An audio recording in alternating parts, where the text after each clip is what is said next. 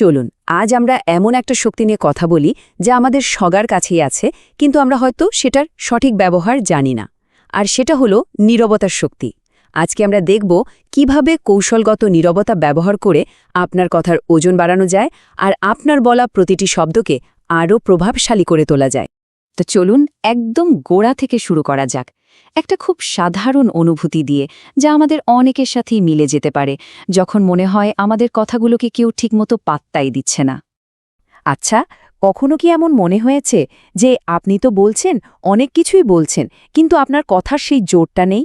মনে হচ্ছে যেন কথাগুলো বাতাসে মিলিয়ে যাচ্ছে, কেউ গুরুত্ব দিচ্ছে না। এটা কিন্তু খুব পরিচিত একটা অনুভূতি, তাই না? যদি আপনার সাথেও এমনটা হয়ে থাকে, তাহলে এর সমাধানটা শুনলে আপনি হয়তো একটু অবাকই হবেন। সমাধানটা হলো কম কথা বলা শুরু করা।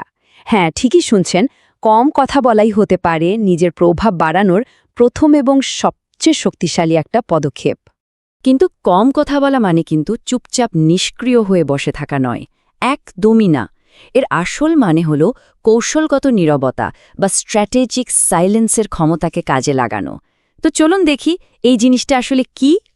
সহজ কথায় বললে কৌশলগত নীরবতা হল ইচ্ছে করে একটা উদ্দেশ্য নিয়ে চুপ থাকা বা কথার মাঝে বিরতি দেওয়া। এর লক্ষ্যটা কি? লক্ষ্য হতে পারে সম্মান আদায় করা, অন্যকে কথা বলতে আরও উৎসাহিত করা, বা ধরুন নিজের কথার ওজন বাড়িয়ে দেওয়া। তার মানে এটা একটা অ্যাক্টিভ স্কিল, প্যাসিভ থাকা নয়। এটা কিন্তু খুব ভালো করে বুঝতে হবে। এই যে আমরা কৌশলগত নীরবতার কথা বলছি, এটা কিন্তু ওই অস্বস্তিকর নীরবতার মতো না। দুটোর মধ্যে আকাশ পাতাল তফাত আছে। দেখুন, কৌশলগত নীরবতা হলো ইচ্ছাকৃত, এটা আপনার কনফিডেন্স দেখায়। আর অন্যদিকে ওই যে অস্বস্তিকর নীরবতা, ওটা অনিচ্ছাকৃত আর কেমন যেন একটা দুর্বলতা প্রকাশ করে, যা আমাদের সবাইকে অস্বস্তিতে ফেলে দেয়। আচ্ছা, থিওরি তো অনেক হলো, এবার চলুন আসল জায়গায় যাই। এই নীরবতাকে আমরা বাস্তবে কিভাবে কাজে লাগাতে পারি? এর জন্য আমরা 7টা দারুণ কার্যকরী কৌশল নিয়ে কথা বলবো। তো আমাদের লিস্টের 1 নম্বরে আছে শোনার নীরবতা বা লিসেনিং সাইলেন্স। এটা হলো যখন আপনি অন্যকে পুরোপুরি বোঝার জন্য চুপ থাকেন, নিজের কথা বলার জন্য নয়।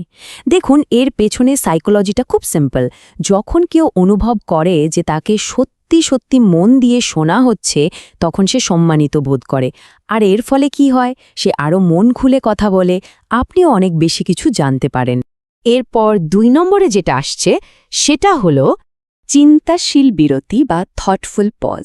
ভেবে দেখুন, কোনো জরুরি কথা বলার ঠিক আগে যদি একটু থামা যায়, ওই ছোট্ট একটা পজ, ওটাই কিন্তু শ্রোতাদের মনকে তৈরি করে দেয়। তারা বোঝে যে এরপর যা আসছে সেটা গুরুত্বপূর্ণ এবং ভেবে চিনতে বলা হচ্ছে। আপনার কথার ওজনটাই যেন কয়েক গুণ বেড়ে যায়। এবার আসি 3 নম্বর কৌশলে, শূন্যস্থান পূরণ, নীরবতা। এটা খুব মজার একটা কৌশল। ধরুন আপনি চাইছেন অন্য কেউ আরও কিছু বলুক, তখন কি করবেন? আপনি নিজে কথা না বলে একটা শূন্যস্থান তৈরি করুন। মানুষ কিন্তু কথায় কথায় গ্যাপ পছন্দ করে না, আর ওই শূন্যস্থানটা পূরণ করার জন্যই তারা আরও তথ্য দিয়ে ফেলে, কোনো রকম চাপ ছাড়াই। 4 নম্বরটা ভীষণ কাজের, বিশেষ করে আজকের দিনে, শান্ত করার নীরবতা। যখন দেখবেন কথাবার্তা একটু গরম হয়ে উঠছে, আবেগ চলে আসছে, তখন হুট করে জবাব না দিয়ে চুপ করে যান। এই নীরবতাটা একটা সার্কিট ব্রেকারের মতো কাজ করে। উত্তেজনাটা কমিয়ে দেয়, সবাইকে একটু ভাবার সময় দেয়, আর এমন কিছু বলে ফেলার হাত থেকে বাঁচায় যার জন্য পরে আফসোস করতে হতে পারে। আচ্ছা, এবার আসি 5 নম্বর পয়েন্টে, রহস্যময় নীরবতা। কখনো কখনো সবটা বলে না দেওয়াটাই কিন্তু বুদ্ধিমানের কাজ। এই যে রহস্যময় নীরবতা, এটা তখনই কাজে লাগে যখন আপনি সব তাস একবারে দেখাতে চান না। আপনি যখন কম কথা বলেন, তখন এমনিতেই আপনার সম্পর্কে একটা কৌতূহল তৈরি হয়, আপনাকে আরও বেশি চিন্তাশীল আর বিচক্ষণ মনে হয়। 6 নম্বরটার শক্তিটা একটু অন্যরকম, অসম্মতির নীরবতা। কারো কথায় একমত না হলে সঙ্গে সঙ্গে তর্কে না গিয়ে চুপ করে থাকা। এটা এত পাওয়ারফুল কেন জানেন?